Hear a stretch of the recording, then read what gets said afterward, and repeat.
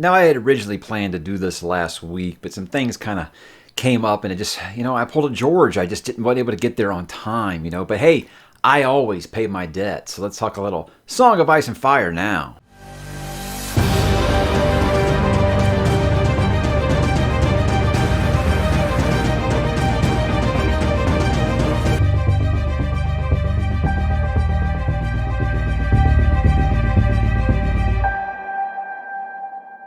Hey, what's up, bookworms and watchers on the wall? I am Mike, and today we're going to be talking a little Song of Ice and Fire by George R.R. Martin. Now, I want to get this out here first. This is going to be about the books, and the books only. So if you think a character that you loved on the show, and I say I didn't list them, or it's a character that was terrible on the show, and it's a character I list here, I'm going to explain that that's because I'm talking about the book counterpart, because there are several characters on that show, especially the later part of the show, that were nothing like their book counterpart. So I'm going to be talking specifically today about characters that I really enjoyed, found myself rooting for, things like that. Now let me explain here what favorite means. What I mean by favorite is more of characters I found myself wanting to see succeed. So there are numerous villains in this series that you aren't going to see here that I loved because they were really good villains. So I think that this is more characters of like, I could see myself if I was in Westeros, I would be able to sit down and have a beer with some of these characters. So I want to get that out there. Like I said, also books only, not going to be talking about the TV series. There's probably going to be some spoilers. Sorry if you're like one of the last 5 people who has who never watched the television show or has read the books at this point. Hey, sorry. I'm not going to go crazy into detail. I'll try to be vague, but I'm also not going to just kind of beat around the bush. I mean, most of these books are 25 years old at this point. So, yeah, at that point, I feel like I just got to be able to talk about why I love some of these characters. But again, it's not going to be super in-depth or anything like that. So, if you can take it, I can take it. It's up to you there, but I just want to get that out there first. As for why I've waited this long to talk about A Song of Ice and Fire, about a year ago, talking about A Song of Ice and Fire books only led to people being angry about the television show. So I kind of want to let that tension go down a little bit. Yeah, people are still upset about the television show, but I feel like now it isn't just a bunch of people making clickbait videos about why Game of Thrones, the TV series, sucked. No, I wanted to talk about the books and try to make it stick to the books. So that's what I'm going to talk about here. However, guys, I do want to let you know, I haven't read any of these in the last 10 years. I think I reread them for the first time in the lead up to A Dance with Dragons. Guys, remember when Dance with Dragons came out? I didn't have any kids yet. And my oldest kid's about to be 9. So that tells you how long it has been, right? So anyway, there will be probably more jokes than one about the delays in this series. It's something that's very frustrating as someone who's been reading this series since the year 2000. So I'm not going to hide from that. But I just want you guys to know that's why the delay in making some of the Song of Ice and Fire stuff. But let's get into it now. Let's begin with Hal Stark. And yes, winter is coming, right? I think when you talk about Hal Stark, I got to think about where the series started and Ned. Eddard Stark, obviously, the Quiet Wolf was one of my favorites right away because using traditional fantasy tropes, I just assumed this was going to be the main character of this series. A character that was a little past his prime, his glory days were in his past, and it was very easy to root for him. We all know at this point what befell him in the end of that first book. At the time, I had never read anything like that. So that was so shocking to me. I think I told people this, and they didn't believe me. They think it's hyperbole. I seriously threw the paperback across the room, but the book was so good, I ran across the room, picked it up, and kept reading. When Ned's fate happened. When that stroke fell, as you would say. But yeah, it's a really great character, and it sucks because it just seemed like in this world there weren't very many honorable characters, and he was definitely one of them. Maybe not the sharpest tack in the room because I felt like everyone was figuring everything out, a minute before him. Littlefinger even flat out said, "Hey, I told you not to trust me," and it's like, you trusted me.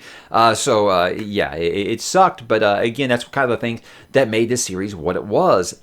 And then that leads me to making the same mistake 2 books later with my second from Hal Stark. That is the young wolf, Robb Stark.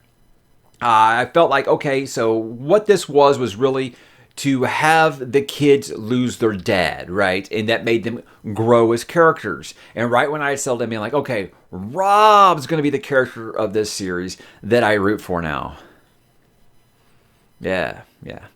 So you guys know how that ends as well. Another one, I'm going to count this as a Stark because, I mean, most of people know about this by now. But this is where he starts. I'm putting Jon Snow and Hal Stark because, he's half Stark, right? Yes, the black bastard of the wall. Obviously, I think anyone that has read these books is a fan of Jon Snow.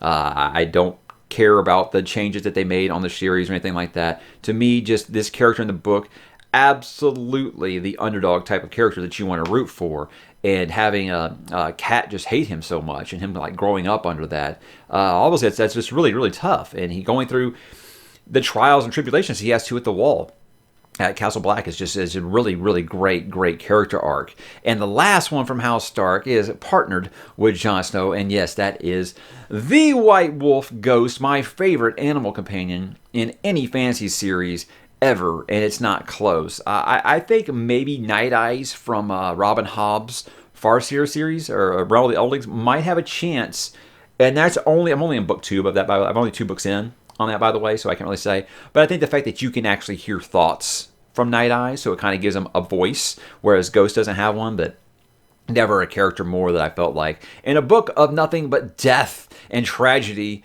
Ghost must be protected at all costs. So, yeah, Ghost is just, again, this was the first real experience with true animal companions in a book, and I love the direwolf so much, and Ghost definitely was head and shoulders above the rest of them.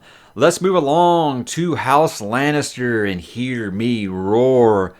Who doesn't love Tyrion, okay? I think the fact that he was so good on the show showed everyone why we love the half-man. But yeah, he was by far and away the standout character in the novels before that series even came out. Was played wonderfully by Peter Dinklage, so I'm not trying to take anything away from that. I'm going to say this is a character that we already loved. I think my wife, the whole time we watched the series, complained saying he was too handsome to be Tyrion because, yeah, he is quite unattractive. But I always thought maybe he has a little bit of an unreliable narrator. You hear those POVs from Tyrion's point of view, and it's not like he has the highest self-esteem. I don't know. I don't know. But, he does get his face all jacked up, and the eyes are different color and stuff like that. So there are those things. But just, again, you talk about underdog characters that there's no reason this character should be succeeding. But the fact that he used his brain, he was always the smartest guy in the room. Not only did he have the best one-liners, but he was just a character that you, as the audience, could get behind so easily and wanted to see him do well. And he always seemed to come through. No matter what happened, he was always the smartest one who was able to help them figure everything out. Starting with the Battle of the Blackwater Bay. That was just so good. Just a good moment. I also got to say, the Kingslayer, Jaime Lannister, I think this might be one of the finest character arcs in any fantasy book. To go from absolutely despising a character to absolutely loving them. And I feel like this was, something that I think that Joe Abercrombie does really well in First Law. But this was the first experience I had with something like this, taking characters that you just were begging to see them die, to being like, oh my God, please don't kill them off, George. I mean, this is a Jaime to a T. There's not very many likable things about him, but him finding his honor over the course of the series and his interactions with Brienne is so good, so good. So yeah, easily the greatest character arc in this whole series, I think. And he's trying to do the same thing with Theon. It's not really landing for me, but yeah, what he did with Jaime, just spectacular. And this might be the first, really? This is a character you kind of find yourself rooting for in the book? I have to say, I like the great lion of the rock, and that is Tywin Lannister, just because you talk about smartest man in the room, you can say, yeah, he's a shit to Tyrion, but everybody in his family is kind of a shit to Tyrion except for Jaime. But I saw my favorite parts in that book are Tywin and Tyrion just talking. Those are some of the greatest chapters in any of those books. And he's just master strategist and manipulator. The dude just wins. He just finds a way to win all the time. And it was hard for me not to be like, you know what? That's the kind of person that I may not like, but I respect them to a point where I feel like I could learn from them. Yeah, sure, they do sick things. Everyone in the series does sick things. Tyrion, fan favorite, does some fucked up things, right? So, yeah, Tywin is one that I think really people vilify for good reasons. He does some really, really sick stuff. But that's what makes his departure from the series so spectacular for me, because he is such a great character. And like I said, I really felt like that's the kind of character you could learn some stuff from. Let's move along here to House Baratheon. Hours is the Fury, and this would probably be the most controversial pick. If you guys have followed the channel at all, if you watched the live stream, if you've talked to me on the Discord, you know that I am a Stannis guy through and through. Davos Seaworth might be the only one that's more on Team Stannis than I am. I think the first of his name, Lord of Storm's End, the true king of the Andals. I think Stannis is the true and rightful king. I know Renly thinks that, oh, well, people don't like you, so I should be king. Well, let me tell you something, Bubba. It doesn't work that way. And, oh, well, Daenerys should be the true queen because it was taken from them. Yeah, you lost. That's how these things work. So true order of succession, Stannis should be king. So I will fight that fight to the death. I do not think that, is he a likable character? Probably not, but you know what? He's firm but fair, and I think he's what the Seven Kingdoms need. So I will always champion Stannis because I think, like I said, he should be the one on the Iron Throne. I think that he has the most rightful claim. I don't care if you don't like it. Facts don't have feelings, my friend. I think he should be the king because it's just succession works how succession works. But firstly, that's all I have for House Baratheon. I like Robert a lot, but I mean, he was there for 5 minutes. Now, you want to start going back into Robert's Rebellion and stuff like that? Yeah, sure, there's lots of things to like about Robert. But he was a tough cut for me.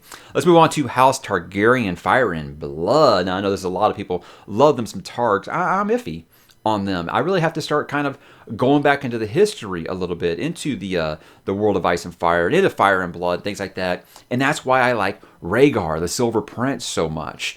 And a lot of people are like, well, he's just like barely like a mention. Yeah, you got to go back and read some of that stuff, some of the histories, and see that I think this might be the last Targaryen that didn't have a screw loose. I think he could have been really, really great for the realm. I mean, even Aemon even says that about him. He would have been a really, really great king. And that's why my other favorite Targaryen is Aemon, Uncle Maester. I think that's what Samwell Tarly calls him, Uncle Maester. Just when you realize who this guy actually is in the book, it's just a well, but you like him well before you even know that he's a Targaryen. He's like everyone's favorite grandpa. Just that calm and this calming presence that I think that some people that are really going through some life changes at the Wall really, really needed. And I think he was instrumental for Sam and Jon up there on the Wall. And just like I said, just a lovable grandfather character. I think that everyone kind of needed that guiding hand that everyone kind of needed up there. Next up, we're going strong here with House Tyrell. You know who I'm going to pick, right? I mean, who doesn't love the Queen of Thorns, Olenna Tyrell? I think what I liked about her is she seemed to be, when you reach a certain age and you just give zero fucks, that was kind of how I felt about Olenna reading this. And I mean, I know at the time, it's still like a speculation that she's the one who did what she did to Joffrey, but I think that that's basically been confirmed many times by George himself. I'm not positive on these things, guys. Like I said, I think at this point, the show kind of poisoned some of my memories on some of these things. I know it was actually confirmed on the show, but obviously that scene hasn't happened yet in books because he stopped writing for whatever reason. So I'm going off of the canon of the books right now. But yeah, she knew how to play the game, and that was very, very big deal. And it seems at that point, Cersei was the only lady in there who was really good at playing the game. And Olenna's like, bitch, I started this game, So yeah, just a fun character to read, and just I think that she is really why Sansa didn't fling herself out of a window. She's a very, very important character in the series for that regard. That's all I got there. I wanted to put Loras, but I started thinking about it, and I was like, do I really like Loras? I don't know. I'm kind of indifferent on him. House Martell, they are the unbowed, they are the unbid, they are the unbroken, guys. I like Doran Martell here, the Lord of Sunspear. And the reason that I like him is a lot of people be like, oh, what do I know about Doran? He's got gout. Big deal. You read all the way to the end of A Dance of Dragons and you see this dude. You want to talk about someone who knows to play the game? Dude, he is all in it right now. He is where this series is apparently ended for now. This dude is very much a player for the throne. So a very, very calculating adversary, I guess you would say. Someone that you're not really thinking, oh, he's not a big player in this. And you see, yeah, he is. He really, really is. As should have been Oberyn Martell, the Red Viper. This was at Storm of Swords when I was like, okay, after the Red Wedding, George really can't hurt me anymore. Well, oh, wow, this awesome new character. He's just amazing. Oh, my God, he's going to beat them. Oh, shit. Yeah. that was, it was like, do not trust a hope. It is forbidden in these lands, because George R.R. Martin rolls through them. So, yeah, that was the part where I was just like, do you like any of your characters, George? But, yeah, just such a kick-ass character who could talk the talk and walk the walk.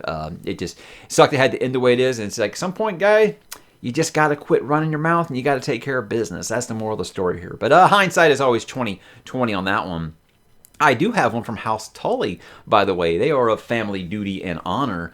I actually have a Tully mug because my wife is a redhead, so I thought it was funny. When this series first got bought by HBO, when they first got the rights and they released all this merchandise, I spent about $600 at the HBO store before the show had even started rolling.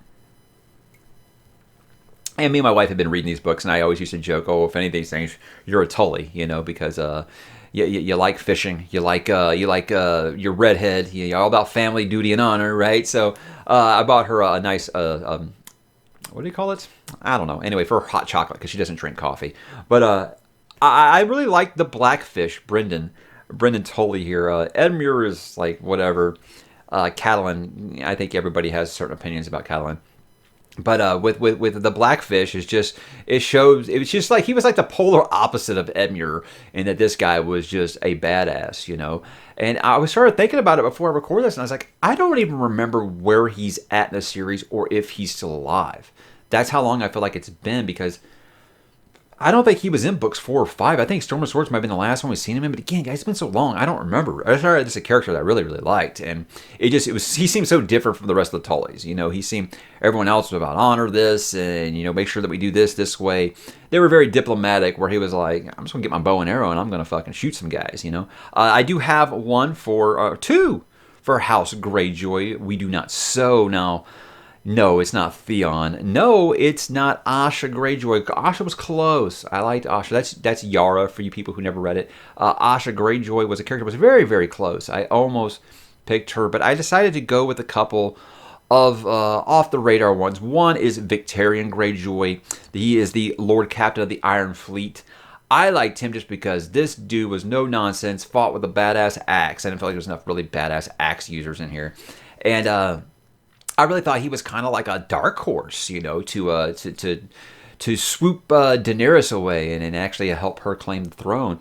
I don't know. Because like I said, the series is kind of at a hiatus, so I don't really know. But I remember I really liked him, and I also liked, and this is a case of, guys, the show got this one way wrong. I also liked Euron Greyjoy, the Crow's Eye. Now, the reason I liked him is because this dude is no nonsense. All action. He's getting shit done. He's got the horn. He's got a plan. He could win this thing. I think he's a dark horse to win this whole thing. And then the show just makes him a drunk, horny pirate, And that was the worst character assassination I'd ever seen on screen in that entire series run. It made the changes they made to Littlefinger seem like nothing. So, I know a lot of people are like, why do you like Euron? Because they've only watched the show. He's nothing like that in the books, guys. He's actually very, very, very manipulative in a way that people will follow him. So, I think that's one of the things that even before I felt like the show kind of fell off the cliff, I hated what they were doing to Euron, because, like I said, I talked him up. We used to do a podcast, and I used to talk him up all the time to a friend who watched the show but didn't read the books about, hey, he didn't respect Euron. Like, hey, you got to watch out for Euron. This dude's a badass. And then he comes on the show and he's a complete clown. So, not one of my finer moments. Now I just got some miscellaneous characters here. I don't want to break them down in houses anymore. There's a few that I got to mention that are characters I really got invested in. Varys, the Spider. Anybody who's got a network of spy children. You see, in later books, you see this dude is playing everyone. This dude, he knows, again, anyone who knows how to play this game, I'm down with, and he definitely knows how to run things, and he's he serves the realm. Who isn't going to love a guy who says, I'm not serving myself, I'm serving the realm? And it seems like everyone just wants to put their cheeks on the Iron Throne, where him, I'm just like, I want to make sure that the right person gets on the throne. So it's easy to root for a character like him, just like it's easy to root for a character like Sandor Clegane, the Hound. I think the Hound, His relationship with Sansa is something that I really wish they'd put in the show, because I thought that it did give both of those characters much more depth, I thought. Now, the Hound was very, very likable on the show in a way where I don't necessarily know that he's super likable in the book as much as he's just like a character that's very, very intriguing. And, you definitely want to see him and his brother fight because of, if anybody who's a little brother, these things. You want to see them get back at their big brother who used to beat them up a lot. My brother beat me up, but he never really held my face to a fire. Don't think so. Anyhow, yeah, the Hound is obviously a fan favorite for a reason, as is Sir Bronn of the Blackwater. Bronn, sellsword. I think it's his relationship with Tyrion really that really cemented how much I cared about this character, and that he was a character like, look, the dude, he knew how to get things done because he didn't care about honor. He was like, look, you can have your honor, and you know what? You can die with your honor. Me, I'll fight the way that I fight, and I'm going to be alive at the end of it, and I'm going to get paid. I love that he is very much a, if it doesn't get me paid, it doesn't get me laid, I'm not really interested. So that is the everyman in the Seven Kingdoms here that I think really gave a nice flavor to his character. Brienne, the Maid of Tarth. Brienne, again, with her stuff with Jaime is just so good. Her arc with Jaime is just as good as Jaime's arc is over the course of these books. And I want to know what actually happens with Brienne of Tarth because of the way that it ended with her in the books right now. I still not sure. They're not doing Lady Stoneheart, Lady Stoneheart in the show. So I haven't really thought about that much until just now. So I pushed all this stuff away when I accepted a few years back that this series was never going to be completed. I started pushing a lot of this stuff out. But I said I wanted to talk some Song of Ice and Fire here. Davos, the Onion Knight. I think the reason I liked him is I feel like he is a Ned replacement, a character where we needed a character that has some honor. And he seems very much like one of the few characters that has honor first over everything else. And I know I just said, oh, I like Bronn because he's like, fuck your honor. But you know what? It's the traditional fantasy guy in me that still loves a character that's all about honor. And Davos, yeah, he's got a dark past, but you know what? He's honor first and duty. He's going to serve his king, and his king is Stannis, as is mine. So hard for me not to root for him. Arthur Dayne, the Sword of the Morning. I think the reason I really like this guy is I feel like he was kind of based off of the Arthurian legend. I mean, look, obviously the name Arthur Dayne, or Arthur, right? But then you got the sword, Dawn. To me, it just sounds like this is like Excalibur or something. So I always kind of liked it for that. That you hear so much about the Tower of Joy fight and things like that. So I was just always really intrigued with his character. And so it's just something that kind of stuck with me. I wanted to know more about that sword. And again, I was like, did he pull it out of a stone? I mean, any fantasy author, I think, is going to be influenced by the Arthurian legend, right? So that might seem like a weak reason to really like that one. But, Duncan the Tall. Now, if you ever read the Knight from the Seven Kingdoms, the Hedge Knight stories, Duncan Egg, so good. I liked those stories because Dunk was very much just an everyman in the Seven Kingdoms. He wasn't the sharpest guy in the room, but he wasn't a pushover. And again, over the course of those three stories, you do have a really, really good character arc. And if I recall correctly, we still don't know like the cause of his death. But yeah, seeing his stuff with Egg, who I know a lot of people haven't read these, so I'm not going to talk too much about that. But his relationship with Egg is good, and it has a big, big impact on some things that you'll find out about in the actual main series. So if you haven't read those, do so. They put out a new edition a couple years ago. Knight of the Seven Kings has all three stories: the Mystery Knight, the Hedge Knight, Duncan Egg. It's good stuff. It really, really is good. And I know a lot of people are kind of like me now, and that they say, I don't want any new Song of Ice and Fire that isn't Winds of Winter. I get that, because I was like, I don't care about Fire and Blood. I don't care about World of Ice and Fire. I want the new book, right? But, World of Ice and Fire is really, really good. Just a couple more here. The Great Writer called Drogo. I think right when you're really thinking, oh, man, this guy's going to be a badass. This is like the Conan the Barbarian of this series, man. I can really get behind this character. Oh, damn it. Right? So, I mean, that happens more than once in this series, obviously. But, yeah, just an ass kicker. And when he takes out Viserys, it's just like, eat it. Yeah. So there are so many deaths in this series that, are heartbreaking, but there are some that are really, really satisfying too. And that was definitely one of them. Such a great, great moment. Crown for a king. And then I've got the Old Bear and the Exile Knight. That's the Mormont guys, Jer and Jorah. Jorah. The old bear. What I like about him, again, a guy that I feel like that his men would run through a wall for him. You know, if you're gonna lead a bunch of guys from the wall who a lot of people are gonna consider probably don't have very much honor, but these people were ready to fight and die for him. You know, and that takes some cojones to lead guys like that. And then you got Jorah. I mean, I can't really say much except he's been friend zoned. You know, because so I kind of can relate to that. I think every guy out there, and some ladies, I'm sure, have probably been friend-zoned before by someone they were totally into. And, and they look at you as like, their big brother or their little sister or something like that. And and you're just like fully in love with them. But getting more stuff about, him being exiled and stuff, that's quality stuff. But what I think about Jorah is, for the longest time, my theory was that he was actually Azor Ahai, and I'm not letting that go until I get the book, if it ever happens. So that'll probably start a whole new can of worms, because I know everybody just always thought, oh no, Jon Snow is Azor Ahai, the prince that was promised, all that stuff. But to me, I found, I don't want to get into it because this video will go another 8-9 minutes, but Jorah was always my dark horse to be Azor Ahai. But guys, that is the characters that I feel like, you know what, I'm having to get together. These are the people I'm going to invite over and not have to worry about, maybe some killings. And, well, I don't know, Khal Drogo's coming, so there might be some stuff like that. But guys, what were your favorite Song of Ice and Fire characters? Again, I prefer we keep it to the book, but if you've only watched the show, for sure, feel free to drop in there. I don't want to disclude you from any discussion, but if you can get down there and tell me what your hopes and dreams are for Book 6, I'll allow that too. So thanks for coming, guys, and I will talk to you in the comments.